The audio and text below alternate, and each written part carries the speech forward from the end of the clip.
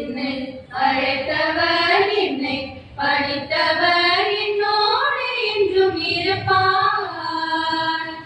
என்னில் இருப்பவர் என்னை ஆழ்பவர் என்னை வழி நடத்திடுவார். என்னை அழைத்தவர் என்னை படித்தவர் என்னோடு என்றும் இருப்பார்.